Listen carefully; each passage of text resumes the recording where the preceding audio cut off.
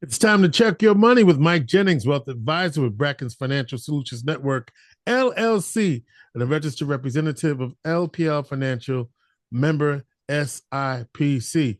Mike Jennings, Yes, there sir. is some breaking news. Yes, yes. Talk I to me, am Michael Jennings. Talk to me.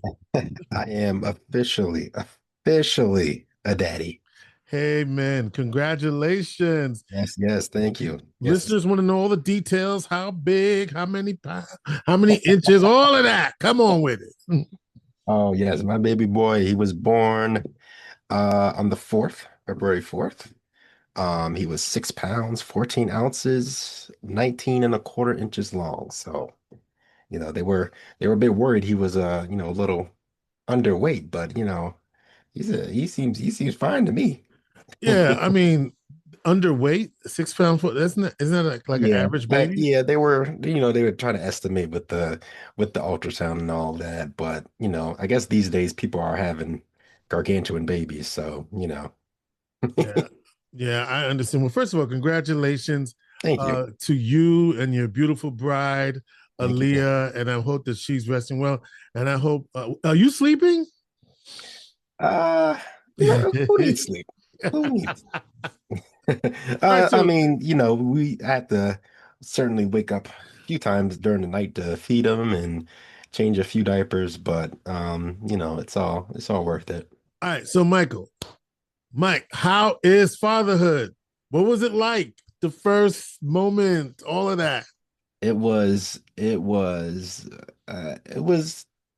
overwhelming and it kind of having to go through the whole process and definitely having to be there for my wife as she went through that whole process of delivery and everything and didn't go exactly the way we thought it would, so it was a little bit of a worry there, but at the end of the day everything worked out. So yeah, that was the beginning of last week. So I'm well over a week without an actual full night's sleep. I currently am very tired, I will say, but I mean, you've seen him. I sent you a picture. He's Yes, you just did. he's a angel on earth, and I could just Mm. stare at him all day, We're honestly. we're so happy for you, and all the listeners are happy for you, and we wish you well. And this is the beginning, bruh. This is the Thank you. beginning. Thank you, welcome thank to you. the Yeah. Yeah, welcome and to it the was club. it was funny. He was probably what was it, Wednesday? So he was like what, 4 or 5 days old when we were all in our room and enjoying the Super Bowl, or the Benito Bowl as it was in our household. I'm sure you caught the game. Did you have a good time? There was a game. The Super Bowl. Oh, oh, you mean the thing that happened between Bad Bunny? The thing that listen, was, listen. Let me tell you kind of something. before, a little bit after the concert. Yeah. Listen, I was very happy to see the New England Patriots go down in flames. Yes, So there I'm you a go. hater. I am a hater. So yes, I was happy to see that. Yep. I definitely was happy to see that. Yep. And we didn't really care much for the second half of the game. The first one was just like a mess. So Yeah. the first half, and yeah, between the now three people in our house, we have about like three-quarters of a Puerto Rican. So we were we were all just had our eyes glued on the halftime show. But if you were like many other Americans, what was it, like 120 something million people that Yeah, were I think they said watching? 128 million, 128 and they had million. that's like that's the early count. Hmm. That's the early count. If you were one of those the third of Americans watching that night, you probably saw early on, at the beginning of the event, the ads. People watch Super Bowl for the ads. If you're not watching for the concert, you're probably watching for the ads. If you're Which not were watching for either, underwhelming you're this probably year. watching for the game. Yeah. You may have seen an ad for a new type of account, Mm. um, called the Trump accounts. Hmm. Now, you may have remember when the one big beautiful bill was passed. There was a some sort of account, new account that they kept talking about. It had a couple different names before, but right before it was signed into law, you know, the president with his never-ending desire to have his name plastered on any and everything that he can, changed the name to the Trump accounts. Hmm. Um, what these accounts are, or a lot of people are wondering what these accounts are. You've probably seen the ad. It had a bunch of children in it and minors, and so I'm sure a lot of people are wondering, well, what exactly is this account? What can it be used for, and how can it benefit? Will it benefit? My children if we choose to open an account. So, what do you say we do a little bit of a dive into that and see what's going on there? Yeah, let's do it. All right, all right. So, these Trump accounts, or again, like I said, I guess that is the official name. But if you go to look into the IRS section that defines this account, so like a section 401k defines the 401k and 403b and so on and so forth. This is defined by section 530A. So there are people out there that have taken to calling it 530A accounts. But I guess the official name, if you try to go on the website, it is the Trump accounts. What they are, they are a new type of individual retirement account that is designed to be established for minors before they turn 18 years old. And these accounts will be available for deposit on July 4th of this year to coincide with the 250th anniversary of the founding of America. So again, these accounts are owned by the children, but they are managed by the parents or legal guardian. So they're like somewhere in between like an IRA and like a custodial And account. so, will your kid be eligible, for example? Yes, so eligibility currently is any minor, obviously with a valid Social Security number, can open an account or have an account open in their name before the year that they turn 18. So if Oh, you turn 18, um, let's say next year, 2027, then you have to create an account for that minor this year. Um, again, these accounts are actually owned by the minors, but they have this sort of custodial aspect to it where parents and legal guardians sort of direct the accounts or are able to contribute, and they can contribute up to 5,000 per year into these accounts. There's also a lot of companies that have also pledged to match or contribute to these accounts, sort of same way like you would with a 401k, so like through employer matching or through payroll deductions in order to contribute to these accounts. And those comes with some other rules too, but we're not going to get into that. But really, so within these accounts, they have investments. And the investments in these accounts are entirely made up of equity, so stocks, and specifically low cost index funds or ETFs. So it's not like you can open an account and sort of put any investment into it. It has to be, one of the funds that are in there, and they're going to be low cost index hmm. funds, ETFs, to sort of optimize growth and stay diversified instead of having some, a bunch of wacky investments in these accounts. The thing about them is that the withdrawals are typically are not allowed until that minor reaches age 18. So they are truly locked up. I know we use that sort of that terminology when we talk about putting money away into an IRA or a retirement account. And we say that because if you take it out before a certain time, you're hit with an extra penalty. But these Hmm. accounts, it seems that for all intents and purposes, you cannot withdraw from these accounts. So if I were to open an account, for example, for my son today, um, we wouldn't be able to touch that for 18 years. 18 years. Yep. And after when they turn 18, they can make qualified withdrawals. The two examples on the website are for to pay for education. So again, like a 529, Yeah. or interestingly, for first-time home purchases. So that would count as a qualified withdrawal. We're not sure, or I'm not sure, maybe I haven't seen it yet. If there are any other type of withdrawals that count as qualified. But again, as for now, those are the two that are listed or used for examples on the actual website for these accounts. So the difference between this and say 529, which Mhm. is what you say for college, which you could start at any time, is the mixture of what the portfolio consists of. Is that the main one of the main differences? Yes, yes. So they are both tax deferred. So obviously, if you open an account, you can enjoy tax deferred growth while these accounts are open, and before the time comes where you're actually withdrawing from it.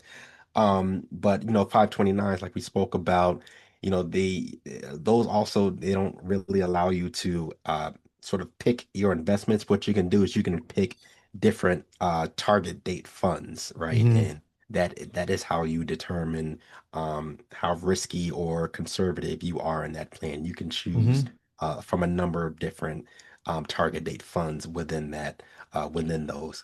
From what we can see so far with these accounts they haven't listed. I haven't seen any actual funds. They're just designed as low cost funds that are um, pretty much follow the S&P 500, so they're designed to be diversified. And, and I Another guess the difference is Yep, go ahead. these funds will be deposited by the government. You don't, as with 529, that's money you have to So invest, right? so here, that's the interesting part. I was just about to get into that. Okay. So again, anybody as far as opening an account, whether you're a parent, legal guardian, you can contribute to these Trump accounts. Again, also employers can contribute. Also, 503 C's or nonprofits can actually Right. contribute to these accounts with interestingly no So limit. so there's but I'm just asking the initial Hmm. deposit is from the federal government to the wait, no, wait. You register Depends. for it and It then depends. It oh it depends. depends. So Oh, what it is, okay. what it is a currently a pilot program designed Uh-huh. to, get people to start investing into it. What it is that any child who is born between January 1 of last year, 2025, and December 31st of 2028, if you open an account in that child's name, they will receive $1,000 seed or a gift Thank you. from the U.S. Treasury. Okay. Additionally, through another pledge with Michael and Susan Dell of Dell Technology. So if you like Dell computers, Michael and Susan Dell have pledged an additional $250 deposit into each account of children who live in zip codes where the median income is $150,000 or less. Mm-hmm. So potentially for most minors in America, that is between $1,000 and 1,250 that can go into this account free. Mm. So And then after it's established, you can continue. And of course, this is tax exactly. deferred. This is tax deferred for the Hmm. contributor. So it's a tax deduction when they make the That's deposit. the thing. It's not a tax deduction. Oh, it's It's just not a okay. tax deduction. Okay. Yep. Whereas Yep. 529 is. 529 is. Yes, anybody that has contributed to a 529, like especially here in New York State, you've seen that on your income tax return, that those are deductible. But as far as we can see, again, according to the IRS and then a bunch of other sources, these contributions are not tax deductible. So Oh, that is that definitely something to consider. Some other things to consider is that after age 18, that's when the funds in these accounts will be available for withdrawal. Again, they can withdraw for those qualified accounts, whether to pay for education or qualified home purchase or first time home purchase. Um, and the rules of the account are very similar to a traditional IRA, meaning um, there are certain stipulations before 59 and a half. And I'm gonna go through a little bit, a few more of the stipulations. And if it sounds confusing, it's because that is currently the state of these accounts. Um, as far as options, these accounts, once the minor turns 18, they can be converted or rolled into a traditional IRA.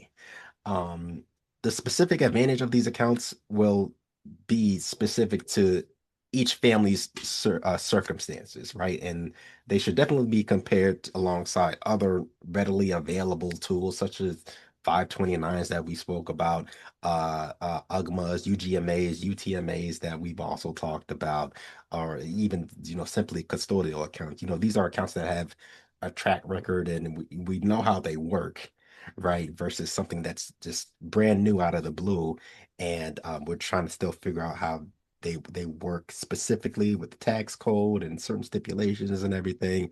So it is a very, very convoluted sort of tool to have in your arsenal as you're preparing to prepare your kid for the world. But it is, again, it's another tool to consider, right? Um, so these accounts can also possibly be eligible for Roth conversions. And that if that were to come to fruition, and nothing changes with that, that I mean that would work pretty well for the typical 18-year-old tax bracket to be able to take, you know, up to 18 years of growth in this account. And then once they turn 18, convert it into a Roth account. That way, because currently, your only options are to either withdraw from the account or roll them into other accounts that will still be taxable at some point in time. Hey, Another thing to consider, I'll leave it here because again, while you can open these accounts now, and you'll also see as you complete your tax returns for this year, there will be a box that you can check, and you'll be able to set up an account for your child by completing your income tax return if you choose to do so. But you will not be able to deposit these accounts or deposit into these accounts until July 4th of this year. So we have about 5 months to really clear the air on some of the rules and stipulations on these things, and we'll be able to come back and give you a clearer picture on that. Um, uh, at the end of the day, these new accounts, if you just consider the name Trump accounts. These are highly politicized with everything else going on today, and that can lead to certain people promoting them without really getting into the nuts and bolts of all the rules and stipulations. Right? Again, the rules are convoluted and don't seem to be completely fleshed out at this point. You have to sort of sift through a bunch of different sources to sort of get a good grip on what's really going on. And the biggest thing, right, the tax code can change between now and when your child turns 18, and that can derail whatever plan you set in place currently, right? Um, on the other hand, this is potentially, 1,000 or $1,250 of free money that you can sort of open an account and get for free and have 18 plus years of compounded growth. I've seen some people's opinions and things like that, that this is sort of, they're kind of putting this as a precursor to a social security replacement, if that makes sense, right? So sort of mm-hmm. having people Setting the stage. setting the stage for something to change, right? It might not be it might be something that we won't really get a clear picture of until a few years out, or something like that. Um, but I mean, again, we've talked about that again too, the idea of replacing Social Security and putting the onus back on Americans to take care of their own retirement. But whatever the case may be, this is something that you should consider. If you're like me, you're a new parent, or you have a newborn that was born last year or will be born before 2028 or the end of 2028, then this is definitely something to consider. I mean, we tell people all the time, especially when it comes to things like, employer matches and 401ks, don't leave free money on the table. All right. So, that if you can stomach it, if you can get past the name, possibly Ah, consider talk. and you joke, but you know what I'm saying?